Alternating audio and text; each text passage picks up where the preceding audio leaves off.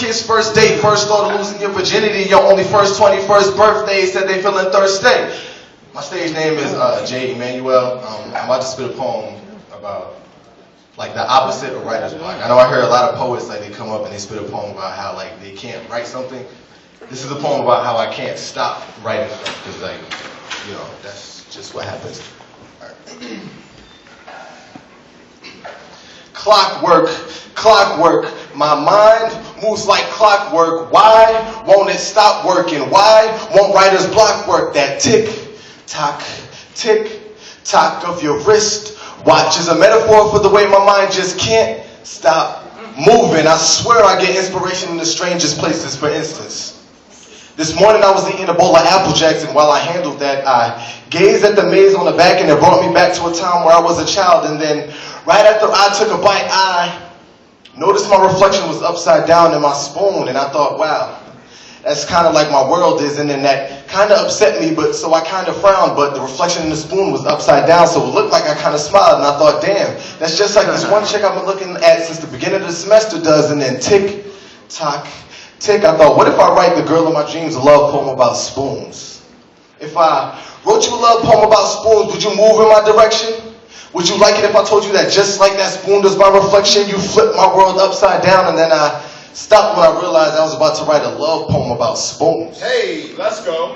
And so later on, I'm walking late to class, and on my path I see a squirrel. And you see, usually when you see squirrels, they run. But for some reason, this one didn't run. And I looked at it like, you disrespectful mother. You see, to a squirrel, I'm about as big as a mountain. And then tick-tock, tick. I thought, what if that's the way it's supposed to be? What if I spend so much time trying to run away from mountains that I don't spend enough time trying to move them?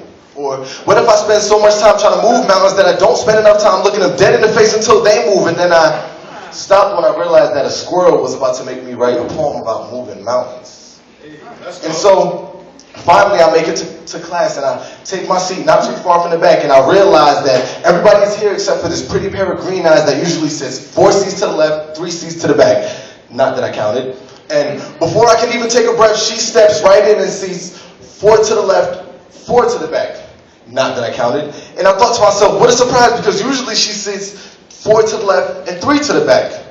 Not that I counted. And I thought, wow, what a surprise. And then I think, well, life is full of surprises, ain't it? And then tick-tock, tick, I start to think, life is really full of surprises, right?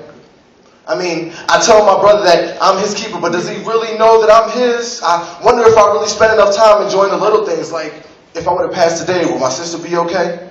If I would have passed tomorrow, will my mother know that I love her? Would she hold her head in sorrow? I mean, I could be here on Monday and the next life on Sunday, and then I stopped when I realized an empty seat almost made me write a poem about dying. So then, finally, I'm back in my room and I'm reflecting on how my day went, and I think to myself, wow, I really do find inspiration in the strangest places. It's like clockwork. And then tick-tock, tick, I thought, clockwork, my mind is like clockwork. Why won't it stop working? Why won't writer's block work? That tick-tock in your wrist watch is a metaphor for the way my mind just can't stop moving. But this time I didn't stop because I thought I should share this one with y'all. Peace. What's up?